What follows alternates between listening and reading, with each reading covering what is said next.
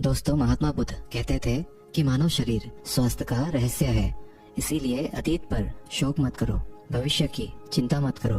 बुद्धिमानी तो यही है कि आप ईमानदारी से अपने वर्तमान में जिएं। लेकिन हम में से अधिकांश लोग वर्तमान में जीना नहीं जानते, क्योंकि वो जीना ही नहीं चाहते।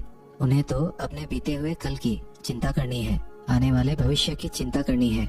और यदि आप वर्तमान में जी सकते हैं तो कोशिश करके देख लो, आपका मन और आपका शरीर पूरी तरह से स्वस्थ हो जाएगा।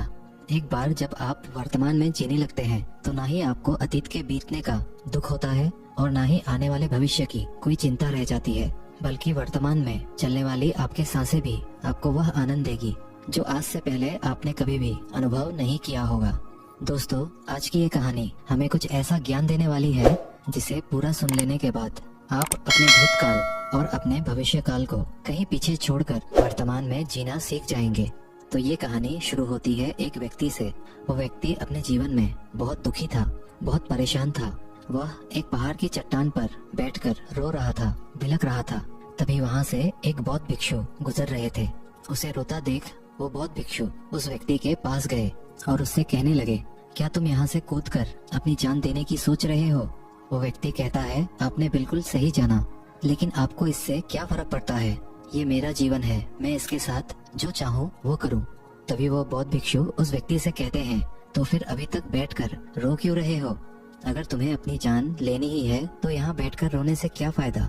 इस बात को सुनकर वो व्यक्ति थोड़ा सा क्रोधित हो जाता है और उस बौद्ध भिक्षु से कहता है, देखिए महाराज, मैं यहाँ पर जो करने आया हूँ वो तो मैं करूँगा ही, लेकिन आपको इसमें दखल अंदाजी करने की कोई जरूरत नहीं। इतना कहते ही वो व्यक्ति फूट फूट कर रोने लगता है। तभी वो बौद्ध भिक्षु उससे कहते हैं, अच्छा ये बताओ, क्या तुम सब कुछ छोड़ आए हो या फिर अपने साथ कुछ लाए हो? तभी वो व्यक्ति बौद्ध भिक्षु को जवाब देते हुए कहता है, हे गुरुदेव, मैं सब कुछ छोड़ आया हूँ। मेरे पास अब कुछ नहीं है और ना ही मेरे पास इस वक्त कुछ खोने के लिए बचा है, तो फिर भला मैं जी कर क्या करूँगा? ये सुन वो बौद्ध भिक्षु उस व्यक्ति से कहते हैं, यदि ऐसा है तो तुम अपने सिर पर ये बोझ लिए हुए क्यों धो रहे हो? बौद्ध भिक्षु की ये बात सुनकर थोड़ा सा आश्चर्यचकित हो जाता है और उन बौद्ध भिक्षु से कहता है, हे गुरुवर, मैं कौन सा बोझ लिए धो रहा हूँ? मेरे हाथ खाली हैं और मेरे पास कुछ भी नहीं है। तभी वो बौद्ध भिक्षु कहते हैं, तुम्हारी सांसें भी ठीक से नहीं चल रही है। तुम आए तो हो यहाँ दुनिया छोड़ने और फूट फूट कर रोए भी जा रहे हो। एक खाली इंसान कभी भी ऐसा नहीं करता। जो कंगाल हो चुका हो, जिसके पास और कुछ ना बचा हो, वो भला क्यों रोएगा? ये सुन वो व्यक्ति और भी क्रोधित हो जाता है और उस बौद्ध भिक्षु से कहता है, आपको इससे क्या मतलब? तभी वो बौद्ध भिक्षु उस व्यक्ति से कहते हैं, क्या तुमने कभी अपने अंतर की ओर झांकने की कोशिश की है? तुमने कितना बोझ उठाया हुआ है? तुम अपने जीवन में कितना कुछ बोझ लेकर अपने इन दो कंधों पर धो रहे हो? इन सभी बोझों को कब तक धोओगे?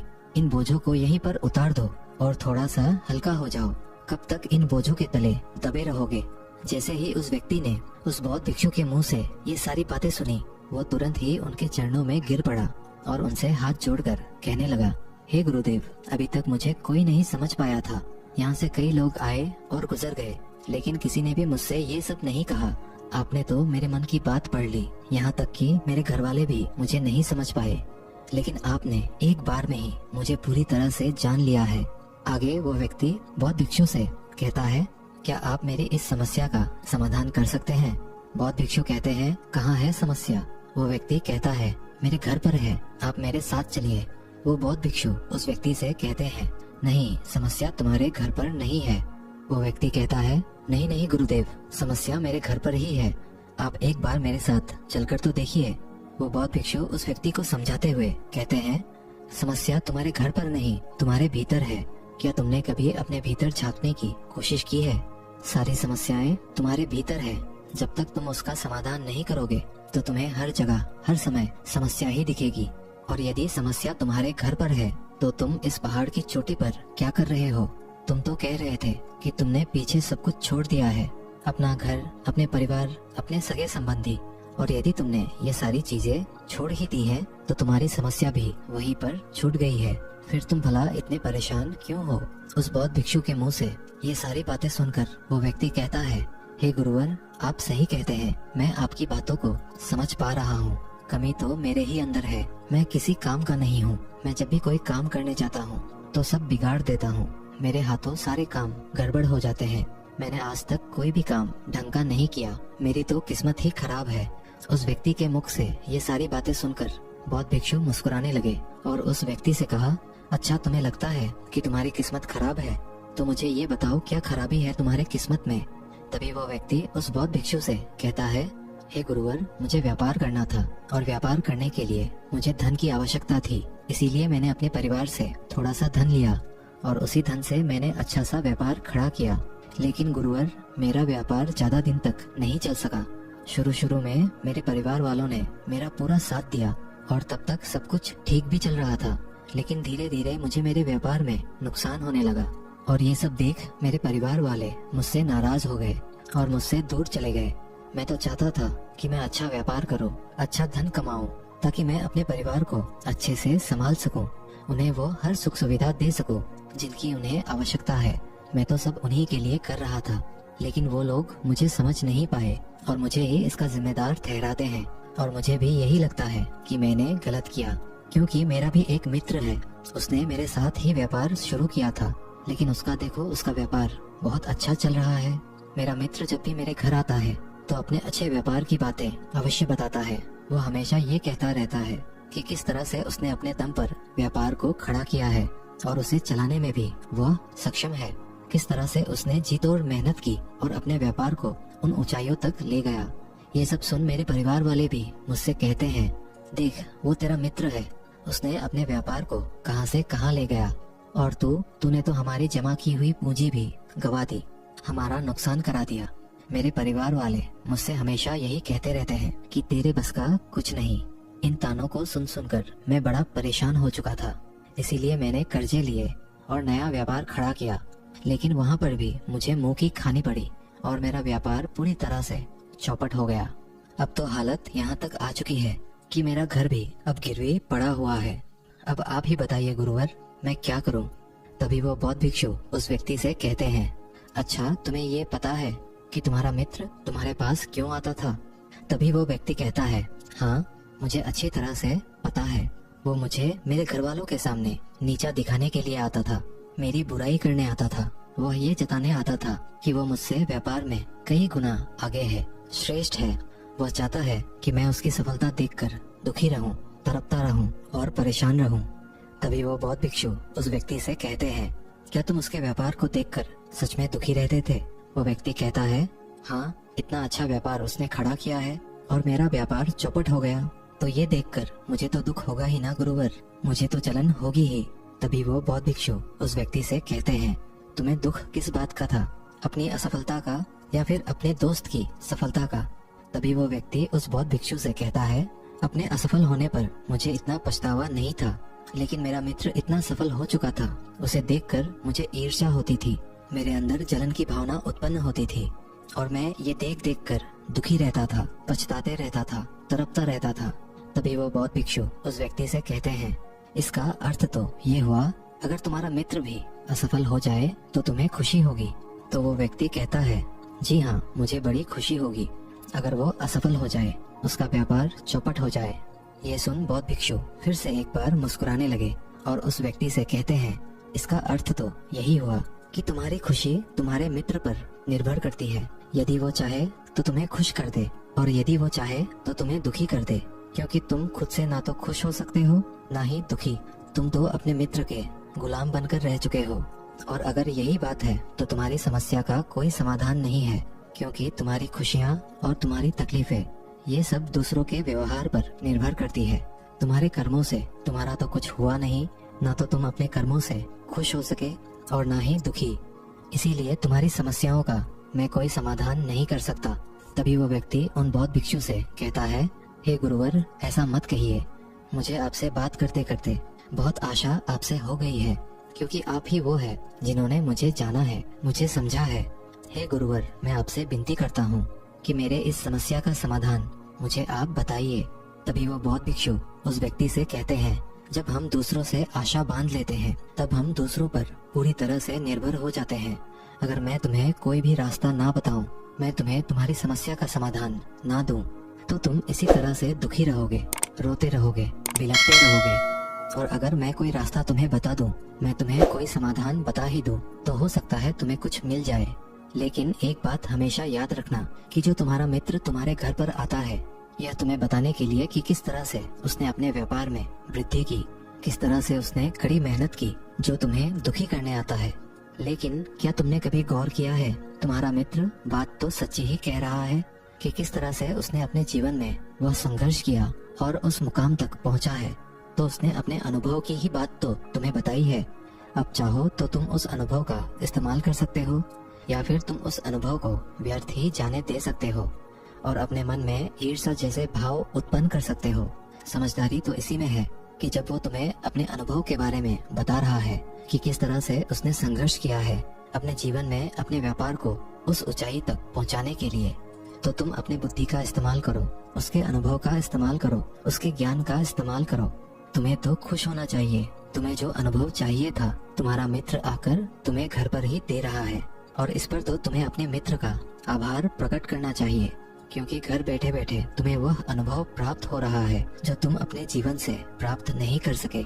इसीलिए आगे बढ़ो, संघर्ष करो, उस अनुभव का इस्तेमाल करो और कभी हार मत मानो, क्योंकि समय की एक खूबी है, समय चाहे कैसा भी हो बदल जरूर जाता है। इसीलिए समय चाहे जैसा भी हो, अच्छा या बुरा, दोनों का गुजरना तय है। लेकिन सबसे जरूरी यहाँ पर समझने वाली बात यह है कि इन दोनों वक्त को देखने के लिए तुम्हारा जीवित रहना आवश्यक है। और जब तुम्हारा अच्छा वक्त शुरू होगा, तुम अपने संघर्ष से अपने व्यापार को खड़ा करोगे और अपने व्यापार को उन ऊंचाइयों तक ले जाओगे। तब वही तुम्हारे मित्र तुम्हारी सफलता की नहीं, तुम्हारी असफलता के गुण गाएंगे, ताकि तुम उन्हीं की तरह कोई गलत निर्णय लो और तुम उन्हीं की तरह बर्बाद हो जाओ। तो यहाँ पर तुम्हें अपनी बुद्धि का इस्तेमाल करना होगा। तुम्हें उनकी बातों पर ध्यान ना दे करके बल्कि अपनी बुद्धि का प्रयोग करना होगा, क्योंकि उस समय वे तुम्हें सुखी नहीं दुखी करने आएंगे, क्योंकि उसे भी तुम्हें दुखी देखकर उतना ही मजा आएगा जितना कि तुम्हें उसे दुखी देखकर आएगा।